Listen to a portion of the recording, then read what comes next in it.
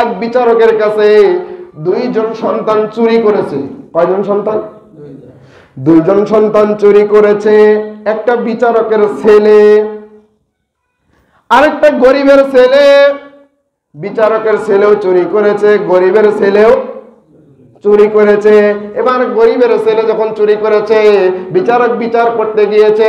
বিচারক বিচার করতে গিয়ে গরিবের ছেলেকে এবার ডাক দিছে, এ বাবা কি চুরি করেছো? কয় আমি তো চুরি করেছি ডাব। কার গাছের? অমুকের গাছের ডাব। পিটাও ধরে পিটানি আচ্ছাদন দিয়েছে। দেওয়ার পরে গরিবের সন্তানটাকে ছেড়ে দিয়েছে। এবার আসছে বড় লোকের ছেলের, ওই বিচারকের ছেলের বিচার ব্যবস্থা। এবার বড় লোকের ছেলে যখন আসামির কাঠগড়ায় দাঁড়িয়ে গেছে, এবার বিচারক ডাক দিয়ে বলতেছে, বাবা কি করছো? আমি তো চুরি করেছি ডাব। কি চুরি করছে? কেস একটা না দুইটা? কেস একটাই, এটাও ডাব ওটাও ডাব।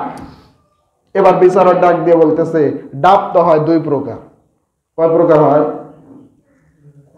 ডাব কয় প্রকার হয়? দুই প্রকার। একটা কচি ডাব যেটা কাঁচা, আর একটা নারিকেল হওয়ার পরে যেটা ঝুনা হয়, পেকে যায়, ওটা কি বলে? ঝুনা। এবার বিচারক তার ছেলেকে জিজ্ঞাসা করতেছে, তুমি যে ডাবটা চুরি করছো ঝুনা ডাব না ডাইরেক্ট ডাব? ছেলে বলতেছে যে বাবা আমি তো চুরি করেছি ঝুনা ডাব।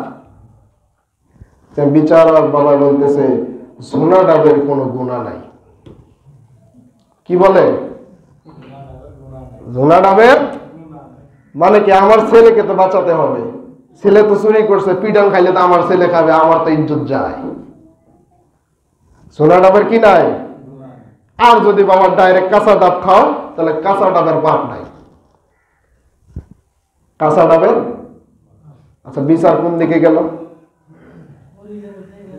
আজকে আমাদের দেশের বিচার হয়েছে একই অবস্থা। আমাদের সমাজের বিচার ব্যবস্থাগুলো একই অবস্থানে গেছে।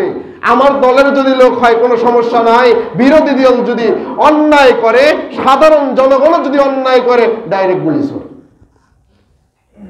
আমাদের অবস্থান হয়েছে তাই। বন্ধুরা আমার, এই ন্যায় বিচার আল্লাহ রাসূল সাল্লাল্লাহু আলাইহি সাল্লাম নিজে নেতা হিসেবে কায়েম করে গিয়েছেন, দেখিয়ে গেছেন নেতা হলে কি রকম নেতা হতে হয়।